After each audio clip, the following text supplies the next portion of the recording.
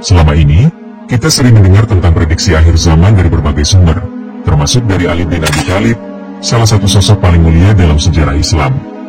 Tahukah kamu bahwa dalam beberapa riwayat yang dikaitkan dengan beliau, disebutkan adanya sebuah negeri di timur yang akan mencapai puncak kejayaannya di masa akhir zaman? Negeri ini digambarkan dengan ciri-ciri yang sangat mirip dengan Nusantara kita tercinta. Lebih dari sekadar ramalan, ada indikasi-indikasi kuat yang membuat kita bertanya-tanya, apakah ini pertanda bahwa Indonesia akan menjadi mercusuar peradaban dunia, seperti yang dinubuatkan ribuan tahun lalu? Apakah tahun 2026 akan menjadi titik awal dari era baru ini? Dalam video ini, kita akan menyelami lebih dalam ramalan-ramalan ini, mengupas bukti-bukti yang mengaitkannya dengan Nusantara, dan mencoba memahami mengapa prediksi ini begitu relevan untuk kita semua saat ini. Siapkan kopinya, mari kita gas!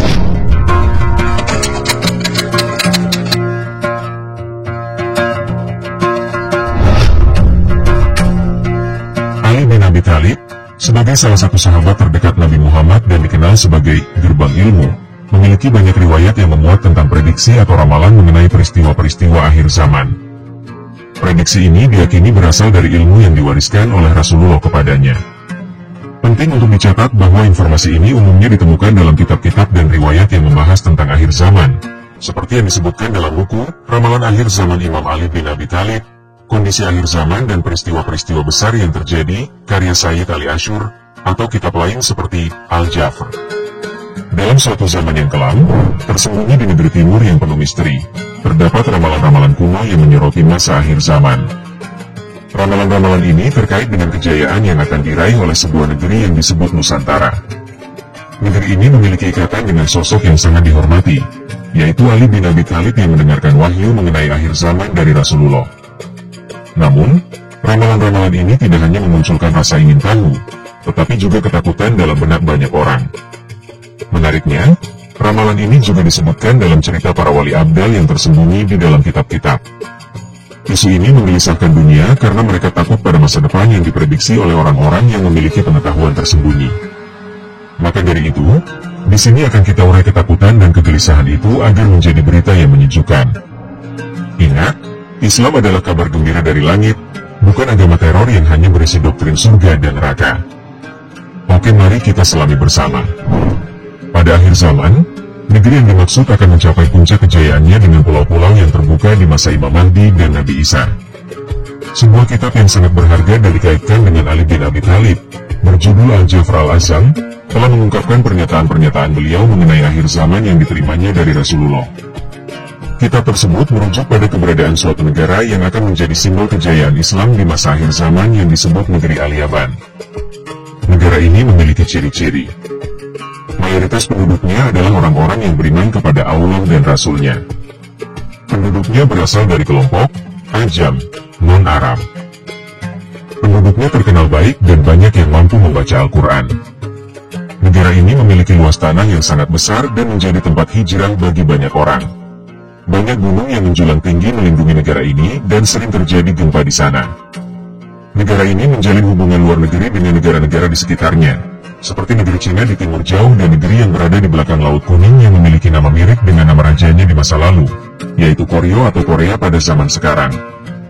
Pada akhir zaman, negara ini akan mencapai puncak kejayaannya di mana semua pulau yang dimilikinya akan terbuka pada masa Imam Mahdi dan Nabi Isa. Negeri yang memenuhi kedelapan ciri tersebut disebut sebagai Al-Yaban dalam kitab Al-Jafr Al-Azam, yang kemudian diterjemahkan secara keliru sebagai negeri Jepang dalam bahasa Indonesia. Namun, jika kita melihat dengan seksama, ciri-ciri tersebut sebenarnya mengacu pada Indonesia, bukan Jepang. Kalau kau bisa, ya jangan tanya saya. Tapi ya sudahlah, saya kasih tahu.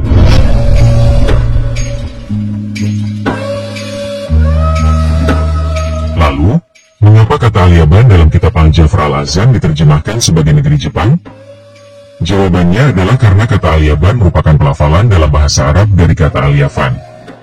Sebagaimana nama Swarnadwipa, nama Pulau Sumatera dalam bahasa Sanskerta yang diucapkan dalam bahasa Arab sebagai Swarnadip. Juga, tidaklah kebetulan bahwa dalam peta kuno Pulau Jawa versi Belanda terdapat daerah yang disebut Jepen yang mirip dengan Jepang. Dr. Muhammad Ali dalam bukunya, Afro-Semitic Philology, The Sanskritization of Vedas and Sanskrit Element in Hebrew, menyatakan bahwa Abraham merupakan istilah yang diadopsi dari bahasa Veda Sanskerta, berasal dari kosakata Yavan Vipam, yang kemudian mengalami proses transliterasi menjadi Java Vipa yang artinya Pulau Jawa. Dengan demikian, kita dapat memahami bahwa negeri Al-Yaban, pelafalan dari kata Al-Yavan dalam lisan orang Arab dan disebutkan oleh Ali bin Abi Thalib dalam kitabnya, merujuk kepada negeri Nusantara dengan Pulau Jawa sebagai bagiannya. Dalam buku Java, Past and Present, A Description of the Most Beautiful Country, oleh Daniel Klein Campbell, 1915, disebutkan bahwa Javana, Yavana, atau seringkali hanya disebut Java, tidak hanya merujuk pada Pulau Jawa, tetapi juga Pulau Sumatera, sebagian Pulau Kalimantan, dan semenanjung Malaysia. Ini mencakup seluruh kepulauan Indochina. Dengan demikian, Yavana atau Al-Yavan sesungguhnya merujuk kepada wilayah Nusantara yang mencakup Pulau Jawa, Sumatera, Kalimantan, semenanjung Malaysia, dan seluruh wilayah Indochina. Wilayah ini pada masa penyebaran Islam oleh Syekh Jumadil Kubro, kakek Sunan Ampel, Syekh Maulana Ishaq, ayahanda Sunan Giri, dan Sunan Ampel, ayahanda Sunan Bonang, disebut sebagai Jawi. Kemudian pada masa Sunan Bonang, Sunan Kalijaga, dan Sunan Giri, teritori Jawi meluas hingga mencakup Aceh, Minangkabau, Palembang, Banjar, Lombok Timur, Makassar, hingga Ambon. Keseluruhan wilayah penyebaran Islam ini kemudian disebut sebagai Jawi. Penyebutan Yavana, Yavan, atau Al-Yavan sebagai wilayah Nusantara dan disebut Jawi oleh Wali Songo tentu bukan tanpa dasar. Dalam buku History of the Cultivation of Vegetables, comprising term botanical, medical, edible, and chemical, yang ditulis oleh Henry Phillips pada tahun 1822, disebutkan dalam literatur kuno dari tahun 595 sebelum Masehi bahwa kalamus, sejenis bambu, yang diperjualbelikan di pasar barat berasal dari India Timur atau Indonesia pada masa sekarang dan atau disebut juga sebagai Javan. Ini merujuk pada cucu Nabi Nuh yang bernama Javan atau dalam istilah sekarang disebut sebagai Pulau Jawa. Dalam bahasa Sanskerta disebut Yavana atau Yavat Vipa sebagaimana disebutkan oleh Nabi Yehezkiel pada tahun 595 sebelum Masehi dan juga pada era Alexander Agung. Buku Java Past and Present juga berbicara tentang Japatik mengacu pada keturunan Yafet. Penduduk awal Pulau Jawa merupakan ras asli dari keturunan Yafet, anak Nuh. Mereka menyebar ke Hindia Timur, Kamboja, Siam, hingga Suriah dan Yunani. Maka dari itu, Yavan atau Yavana berasal dari nama cucu Nabi Nuh yang bernama Javan bin Yafet yang menjadi penduduk awal atau ras asli Pulau Jawa. Dalam bahasa Sanskerta disebut Yavat Vipa.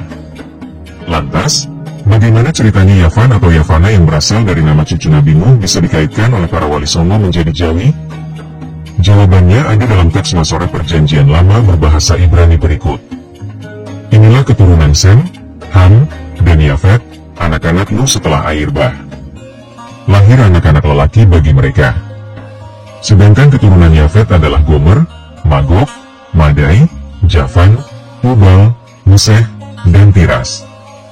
Inilah kepulauan Goim dari keturunan Yafet yang masing-masing berbagi menurut tanah mereka, menurut bahasa mereka, dan menurut kaum mereka. Teks ini menyebutkan bahwa keturunan Yafet bin Nuh, termasuk Javan, adalah penduduk awal kepulauan Goim. Nah, kata Goi dalam bahasa Ibrani dibaca sebagai Jawi. Jadi, para Wali Songo sangat tepat menyebut Yavan atau Yavana dari Javan sebagai Jawi. Menariknya, ramalan ini juga disebutkan dalam kitab Bhavishya Purana, bagian Pratisarga Parwa. Dalam kitab ini disebutkan bahwa di akhir zaman Kali Yuga, orang-orang Yavana akan menguasai peradaban dunia. Sedangkan dalam kitab Ramayana, bagian Kiskindakanda bab 40 disebutkan bahwa kalian akan memasuki wilayah Yavana Vipan yang terdiri atas 7 kerajaan. Dalam Mahabharata, disebutkan terjadi sekitar 6604 sebelum Masehi. Disebutkan bahwa manusia diturunkan ke bumi dan berkembang menjadi berbagai bangsa.